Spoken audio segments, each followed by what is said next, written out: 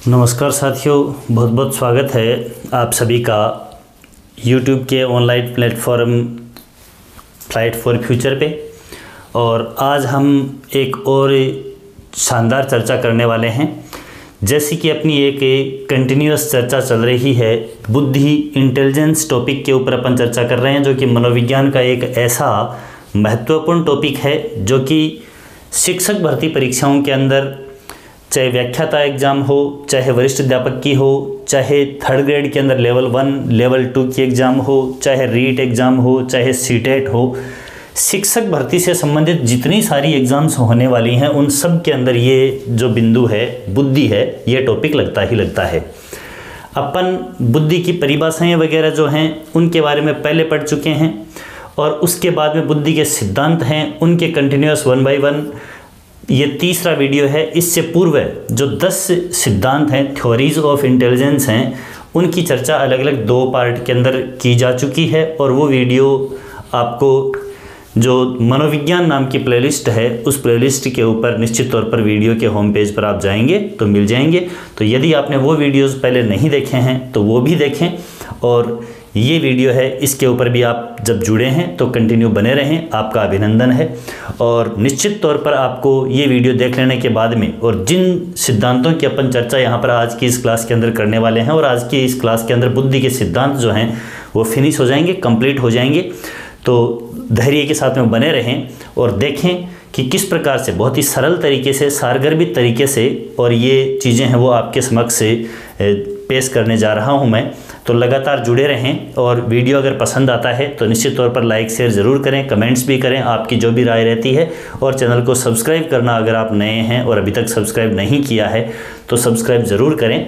चलिए शुरुआत करते हैं बुद्धि के सिद्धांत पार्ट 3 की, जिसके अंदर अपना आज की चर्चा का पहला सिद्धांत, और वैसे कंटिन्यूअस देखें तो पार्ट 1 और पार्ट 2 के सिद्धांतों के अंदर 10 सिद्धांतों की चर्चा हो चुकी, तो वैसे ये 11वां सिद्धांत है। तो कंटिन्यूअस अपनी कंटिन्यूटी बनी रहेगी, कौन से सिद्धांत, कितने सिद्धांत पहले हो चुके हैं और अब अपन कितने सिद्धांत आज की इस क्लास में पढ़े, इसलिए मैंने सीरियल कंटिन्यूअस रखा है। तो 11वां सिद्धांत है तरल एवं ठोस बुद्धि सिद्धांत। और सभी जानते हैं, यदि अगर आपने पहले साइकोलॉजी के बारे में थोड़ा बहुत भी कुछ पढ़ा है बुद्धि के बारे में, तो तरल और ठोस, फ्लूइड एंड मुख्य रूप से देखा जाए तो क्रिस्टलाइज्ड, यानी कि क्रिस्टल के रूप में देखा जाए, तो ये सिद्धांत प्रतिपादित करने वाले जो मनोवैज्ञानिक हैं तो रेमंड केटल, RB केटल, और इनके साथ ही इन्हीं के शिष्य रहे हॉर्न। ठीक है, मुख्य रूप से जो मेन नाम आता है वो RB केटल का ही आता है, जो तरल एवं ठोस बुद्धि सिद्धांत के प्रतिपादक हैं। RB केटल क्या बताते हैं कि बुद्धि जो है वो 2 प्रकार की होती है, 2 तरह के इसके घटक होते हैं। और मुख्य रूप से जो स्पीयरमैन का द्विकारक सिद्धांत है उसी से जुड़ी हुई वैसे ही तुलना करते हुए और तरल और ठोस बुद्धि इनके द्वारा बताई गई। और क्या कहा गया देखिए केटल के द्वारा, तो ये कहते हैं कि बुद्धि है वो 2 घटकों से निर्मित होती है। पहला घटक तरल बुद्धि, जिसको फ्लूइड इंटेलिजेंस के नाम से जाना जाता है, और दूसरा घटक है वो ठोस बुद्धि, यानी कि क्रिस्टलाइज्ड इंटेलिजेंस के नाम से जाना जाता है। जिस प्रकार से स्पीयरमैन ने जन्मजात कारक को और जी फैक्टर के नाम से जाना, ठीक उसी प्रकार से इन्होंने जन्मजात कारक को क्या नाम दिया, तरल बुद्धि नाम दिया। आगे विशेषताएं भी अपन देखेंगे। तो देखिए, स्पीयरमैन ने जिस घटक को जी फैक्टर नाम दिया था, जी कारक नाम दिया था, उसी के समान इन्होंने किसको माना, तरल बुद्धि को माना।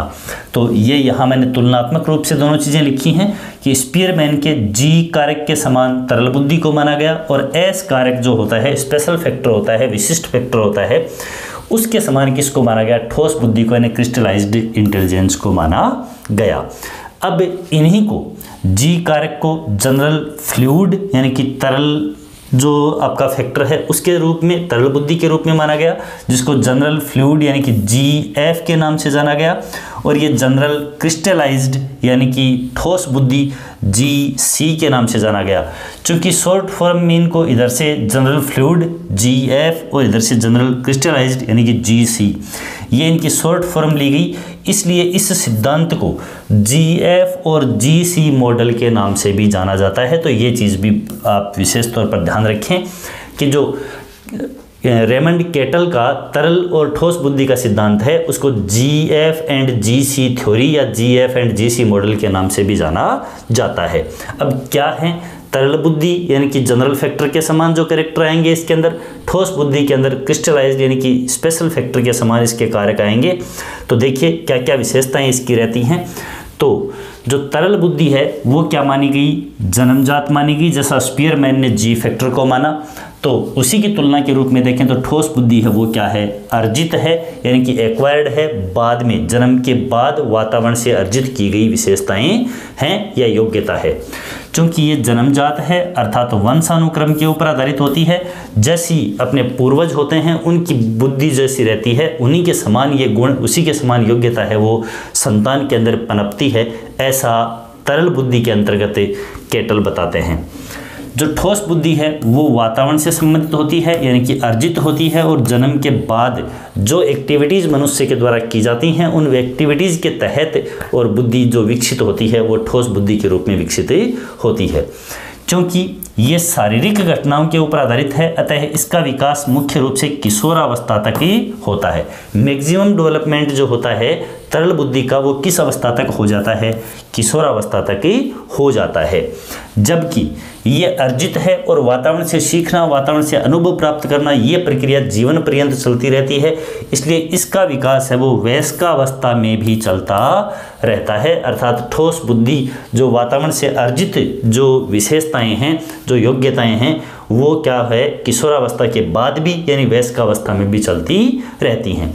तो ये मुख्य रूप से सिद्धांत तरल और ठोस बुद्धि का सिद्धांत, जिसके अंदर फ्लूइड फैक्टर जो है तरल और क्रिस्टलाइज्ड इंटेलिजेंस ठोस बुद्धि, जो कि स्पीयरमैन के G कारक और S कारक के समान G जनरल फ्लूइड और जनरल क्रिस्टलाइज्ड यानी कि GF और GC थ्योरी या GF GC मॉडल के नाम से जाना जाएगा। ये रह जाएंगी विशेषताएं। यानी मुख्य रूप से अपने को क्या करना है कि जो स्पीयरमैन का द्विकारक सिद्धांत जिसमें G और S फैक्टर हैं अलग अलग, उन्हीं को रिप्लेस कर देना है ठोस और तरल बुद्धि के रूप में। चलिए आगे बात करते हैं अपन अगला सिद्धांत। तो देखिएगा नंबर 12 और आज की क्लास का दूसरा सिद्धांत बहुबुद्धि सिद्धांत, यानी कि बहुत सारी जो योग्यताएं हैं वो मिलकर एक विशेष योग्यता बनाती हैं, यानी कि बुद्धि का निर्माण करती हैं। तो मल्टीपल इंटेलिजेंस या इसको बहु प्रकार सिद्धांत यानी मल्टी टाइप थ्योरी के नाम से भी इसको जाना जाता है।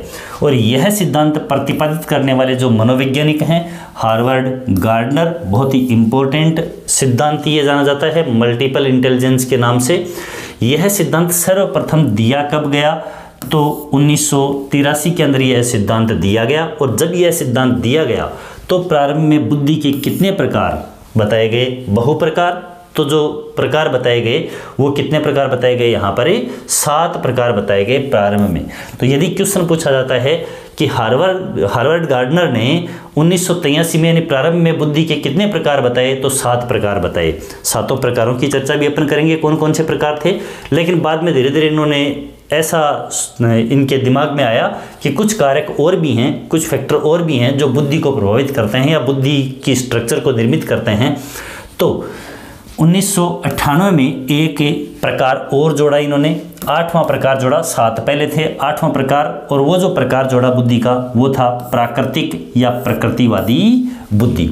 ठीक है, नेचर से संबंधित जो भी कारक थे वो इस प्रकार के अंदर जोड़े गए। यानी कि जब व्यक्ति प्रकृति के बारे में जो भी सोचता है, प्रकृति प्रेमी जो भी होते हैं, पर्वतों के ऊपर नदियों के ऊपर यूं घूमने वाले व्यक्ति जो होते हैं, विचरण करने वाले होते हैं, उनके विकास के बारे में, डेवलपमेंट के बारे में जो सोच रखते हैं, तो वो सभी की सभी विचारधाराएं हैं वो किसके अंदर आती हैं, प्राकृतिक या प्रकृतिवादी बुद्धि के अंतर्गत आती हैं। उसके जस्ट 2 साल बाद 2000 के अंदर इन्होंने एक प्रकार और ऐड किया, 9वां प्रकार। और वर्तमान में जो बहुबुद्धि सिद्धांत है हार्वर्ड गार्डनर का, उसके अंदर कितने प्रकार हैं, 9 ही प्रकार शामिल हैं। ये 9वां और अंतिम प्रकार जो जोड़ा गया वो था अस्तित्ववादी बुद्धि। ठीक है, अस्तित्ववादी बुद्धि के अंदर क्या है कि वर्तमान के अंदर व्यक्ति का क्या अस्तित्व है और इस अस्तित्व के पीछे क्या रहस्य है, इन सभी घटकों का जो समावेश है वो किसके अंदर होता है, अस्तित्ववादी बुद्धि के अंतर्गत ही होता है। तो संसार के यानी मानव अपने से संबंधित या अपने आसपास की जो भी घटनाएं हैं, तो संसार के रहस्य जो हैं, उन रहस्यों को और उन रहस्यों के पीछे वास्तविकता क्या है, उनका पता लगाने के लिए जिस योग्यता का उपयोग करता है वो योग्यता कौन सी होती है? अस्तित्ववादी बुद्धि होती है। तो ये दोनों चीज़ें हैं वो तो बहुत इंपॉर्टेंट हैं, बिल्कुल नहीं भूलें कि 1998 में 8वां प्रकार कौन सा जोड़ा गया? तो प्रकृतिवादी या प्राकृतिक बुद्धि जोड़ा गया। और 2000 के अंदर 9वां प्रकार कौन सा? अस्तित्ववादी बुद्धि, जिसमें सांसारिक रहस्य और उनकी वास्तविकताओं का पता लगाने से संबंधित जो तथ्य हैं वो शामिल होते हैं। अब इस प्रकार से टोटल 9 प्रकार हो जाते हैं बहुबुद्धि सिद्धांत के अंतर्गत, जो कि हार्वर्ड गार्डनर के द्वारा पेश किया गया। अब ये 9 प्रकार कौन कौन से हैं? तो देखिए, बहुबुद्धि सिद्धांत के अनुसार वर्तमान में बुद्धि के कितने प्रकार हैं? 9 हैं। बुद्धि कितने प्रकार के घटकों से मिलकर बनी हुई होती है? या 9 प्रकार की होती है। अब ये 9 प्रकार अपने को किस तरह से याद रहेंगे? क्वेश्चन पूछा जा सकता है कि निम्न में से हार्वर्ड गार्डनर के बहुबुद्धि सिद्धांत के अंदर शामिल प्रकार नहीं है, ऐसा पूछा जा सकता है। तो अपने को ये 9 जो प्रकार हैं वो याद रखने जरूरी हैं। सबसे पहले मनुष्य अपने शरीर के बारे में सोचे। अपना शरीर है वो कुछ न कुछ निश्चित क्या करेगा? स्थान घेरेगा। उसके बाद वो शरीर यानी कि पृथ्वी पर स्थान प्राप्त करेगा मनुष्य शरीर, ठीक है ना। इस तरह से जोड़कर देखें, अपनी जीवन यात्रा से जोड़कर देखें कि मनुष्य शरीर पृथ्वी पर स्थान प्राप्त करेगा, धीरे धीरे बोलना सीखेगा, ठीक है। देखो, मानव शरीर पृथ्वी पर स्थान प्राप्त करेगा, बोलना सीखेगा, तर्क करना सीखेगा, संबंध स्थापित करना सीखेगा, स्वयं के बारे में जानेगा और उसके बाद में क्या करेगा? मस्त हो जाएगा, संगीत के बारे में सोचेगा। ये लो, ये 7 प्रकार की बुद्धि हो गई। 7 जो शुरू में बताए वो सारे के सारे हो गए। मनुष्य शरीर स्थान ग्रहण करेगा यानी कि जन्म लेगा, शब्द सीखेगा, तर्क करना सीखेगा, व्यक्तियों के साथ जुड़ेगा, स्वयं के बारे में जानेगा और मस्त हो जाएगा यानी संगीत सीखेगा। उसके बाद 8वां और 9वां अपन ने देख ही लिया, प्रकृतिवादी और क्या हो गया आपका? मुख्य रूप से अस्तित्ववादी बुद्धि। तो बहुत ही अच्छी तरीके से ये आराम से 9 के 9 प्रकार। शरीर धारण करेगा, शरीर गतिक बुद्धि यानी कि बॉडी काइनेस्थेटिक बुद्धि यानी कि मुख्य रूप से शरीर की गति। शरीर की गति मतलब जैसे जो नृत्यांगनाएं होती हैं या नृत्य करने वाले नर्तक व्यक्ति होते हैं या खिलाड़ी वगैरह होते हैं, तो उन सभी के अंदर कौन सी बुद्धि है वो विकसित होती है? शरीर गतिक बुद्धि है वो ज़्यादा होती है। बॉडी की काइनेटिक एक्टिविटीज़ जो होती हैं, गतिक जो संक्रियाएं होती हैं, उनके ऊपर जिनका आधिपत्य ज़्यादा होता है उनमें कौन सी बुद्धि ज़्यादा विकसित होती है? शरीर गतिक बुद्धि है वो ज़्यादा विकसित होती है। उसके बाद में शरीर स्थान ग्रहण करेगा, स्थानिक बुद्धि यानी कि जो भी मुख्य रूप से प्रत्यक्षीकरण, सामने महसूस करना, प्रत्यक्षीकरण की क्षमता जिसमें ज़्यादा होती है उनमें कौन सी बुद्धि पाई जाती है? स्थानिक बुद्धि पाई जाती है, ठीक है। उसके बाद में शब्द सीखेगा, शाब्दिक बुद्धि या भाषाई बुद्धि, ठीक है। व्यक्ति के साथ में वार्तालाप स्थापित करते हैं, अपन शब्दों के बारे में सीखते हैं। भाषा का ज्ञान जिस व्यक्ति के अंदर ज़्यादा पाया जाता है उनमें कौन सी बुद्धि पाई जाती है? शाब्दिक बुद्धि पाई जाती है। सीधे सीधे सेंटेंस लिखे हुए होते हैं कि कोई व्यक्ति है वो हिंदी भाषा के ऊपर अच्छी पकड़ रखता है, उसमें कौन सी बुद्धि है? तो भाषाई बुद्धि या शाब्दिक बुद्धि निहित है। फिर गणितीय संक्रियाएं और उनके आधार पर तर्क वितर्क करने की शक्ति जिस व्यक्ति के अंदर ज़्यादा होती है उसमें कौन सी बुद्धि चरम पर होती है? तो तार्किक या गणितीय बुद्धि चरम के ऊपर होती है, ठीक है। तो शरीर ने पृथ्वी पर स्थान ग्रहण किया, बोलना सीखा, शब्द सीखे, तर्क करना सीख गया। अब तर्कों के आधार पर व्यक्तियों के साथ में जुड़ेगा। तो देखिए 5वां प्रकार यहाँ पर कौन सा है? अंतर्व्यक्तिक या अन्य बुद्धि यानी अन्य के साथ में जुड़ना, संपर्क स्थापित करना। तो दूसरों की भावनाओं की पहचान करना, उनको समझना और उनके साथ में क्या करना? संक्रियाएं करना, संबंध स्थापित करना। ये जिस व्यक्ति के अंदर ज़्यादा पाया जाता है उनमें कौन सी बुद्धि ज़्यादा विकसित होती है? तो अंतर्व्यक्तिक यानी अन्य बुद्धि। इंटरपर्सन यानी कि दूसरे व्यक्तियों के साथ में संबंध स्थापित करना जिस बुद्धि के तहत होता है वो अंतर्व्यक्तिक या अन्य बुद्धि के अंतर्गत आता है। फिर है अंतराव्यक्तिक या आत्मन बुद्धि। अंतराव्यक्तिक या आत्मन बुद्धि, आत्म के बारे में, स्वयं के बारे में, स्वयं को जानना, स्वयं की योग्यताओं, क्षमताओं, कमियों, उनको पहचानना, ये सभी किसके अंतर्गत आएंगे? इंट्रापर्सनल। इंट्रापर्सनल मतलब खुद के अंदर ही झांक करके देखना, ये इंटेलिजेंस है वो कौन सी होती है? आत्मन बुद्धि होती है। अब देखो कि मानव का शरीर पृथ्वी पर स्थान ग्रहण किया, बोलना सीखा, तर्क करना सीखा, दूसरे व्यक्तियों से संबंध स्थापित किया, खुद को जान लिया और मस्त हो गया। मस्त किस में हो गया? संगीत में। तो संगीतात्मक बुद्धि यानी म्यूजिकल जो इंटेलिजेंस होती है, म्यूजिक संगीत के बारे में जो ज़्यादा जानते हैं, संगीत से संबंधित जो भी हारमोनियम बजाना है, फ्लूट बजाना है, ऐसी अगर एक्टिविटी किसी व्यक्ति के अंदर हो रही हैं तो वो किसके अंतर्गत आएंगी, संगीतात्मक बुद्धि के अंतर्गत आएंगी। और बाकी चर्चा इन दोनों की अपन कर ही चुके हैं। तो दोनों प्रकार कौन से हैं देखिएगा, प्राकृतिक बुद्धि, नेचुरलिस्ट इंटेलिजेंस यानी नेचर के बारे में मुख्य रूप से जानना, प्रकृति से लगाव, पहाड़ों के बारे में, नदियों के बारे में, प्रकृति के अंदर जो भी प्रकृति प्रेमी होना, प्रकृति है उसको बचाना, प्राकृतिक घटनाएं, जंगली जीव जंतु जो भी हैं उनसे प्यार प्रेम रखना, पेड़ पौधों के अंदर रुचि रखना, ये सब किस में आएंगे, प्राकृतिक बुद्धि के अंतर्गत ही आएंगे। और फिर अस्तित्ववादी बुद्धि जो होती है, सांसारिक रहस्यों की जानकारी और उन रहस्यों के पीछे छुपे हुई वास्तविकताएं जो हैं उनका पता लगाने की जो संक्रियाएं होती हैं वो सभी जैसे वैज्ञानिक वगैरह हैं तो वो मुख्य रूप से क्या होंगे, अस्तित्ववादी बुद्धि के अंतर्गत आएंगे। हालांकि गणितज्ञ जो हैं वो किसके अंतर्गत आ जाएंगे, तार्किक बुद्धि के अंतर्गत आ जाएंगे। तो ये मुख्य रूप से अपना बहुबुद्धि प्रकार, हार्वर्ड गार्डनर का बहुबुद्धि सिद्धांत या बहुप्रकार सिद्धांत है वो अपन ने देखा और इससे क्वेश्चन है वो एग्जाम के अंदर पूछे जाने की संभावना बनती है। तो उम्मीद करता हूँ बहुत अच्छी तरह से ये सिद्धांत आपको समझ में आया है। आगे चर्चा करते हैं अपन, तब तक आप इस वीडियो को लाइक शेयर ज़रूर कर दें, चैनल को सब्सक्राइब भी कर दें। 13वां सिद्धांत है आश्चर्यजनक सिद्धांत या इसको अनोखा सिद्धांत भी कहा जाता है। क्यों कहा जाता है अनोखा सिद्धांत, देखिए B.S. ब्लूम इसके प्रतिपादक हैं और ब्लूम क्या कहते हैं कि ब्लूम के अनुसार बुद्धि जैसी कोई रचना होती ही नहीं है। B.S. ब्लूम ये कहते हैं कि जिस बुद्धि के बारे में चर्चा लगाए हुए हो ऐसा कोई कारक मनुष्य मस्तिष्क के अंदर है ही नहीं। तो ये बात अन्य सभी मनोवैज्ञानिकों से हटकर कही गई, इसलिए इस सिद्धांत को आश्चर्य उत्पन्न करने वाला सिद्धांत यानी आश्चर्यजनक सिद्धांत या अनोखा सिद्धांत भी कहा जाता है। B.S. ब्लूम के द्वारा प्रतिपादित किया गया। तो और कुछ नहीं पूछा जाता, यूं कहें कि बुद्धि के अस्तित्व को नहीं बताने वाला सिद्धांत कौन सा है, तो अनोखा सिद्धांत या आश्चर्यजनक सिद्धांत है। और या कौन मनोवैज्ञानिक कहता है कि बुद्धि जैसी कोई रचना नहीं होती है, बुद्धि होती ही नहीं है, तो B.S. ब्लूम कहते हैं। इसके बाद में बुद्धि का लेवल 1 और लेवल 2 सिद्धांत। लेवल 1 लेवल 2 ये भी वही G और S फैक्टर के समान ही है, वैसा ही तरल और ठोस बुद्धि के समान ही है। प्रतिपादक हैं वो जॉनसन हैं। लेवल 1 और लेवल 2 सिद्धांत है उसके प्रतिपादक जॉनसन। लेवल 1 को प्राथमिक बुद्धि कहते हैं और लेवल 2 को ये क्या नाम देते हैं, द्वितीयक बुद्धि नाम देते हैं। जैसा अपन ने G और S फैक्टर के अंदर पढ़ा उसी प्रकार से रिलेट करके जोड़ करके अपन पढ़ सकते हैं। प्राथमिक बुद्धि वंशानुक्रम के ऊपर आधारित होती है, अर्थात मुख्य रूप से अपन यूँ कहें कि इसका जो इसका इफेक्ट है वो क्या आता है, जो अपने पूर्वज होते हैं उनसे प्रभावित होने वाला कारक होता है। जबकि द्वितीयक बुद्धि यानी लेवल 2 है वो वातावरण के ऊपर आधारित होता है, अर्थात जो अर्जित योग्यताएं होती हैं मस्तिष्क की वो किसके अंतर्गत आती हैं, लेवल 2 के अंतर्गत आती हैं। तो लेवल 1 और 2 प्रतिपादक कौन है, जॉनसन। तो ये मुख्य रूप से अपन ध्यान में रखें। इसके बाद आगे बात करते हैं। तो 15वां सिद्धांत अपना शक्ति मनोविज्ञान यानी कि पावर साइकोलॉजिकल थ्योरी है।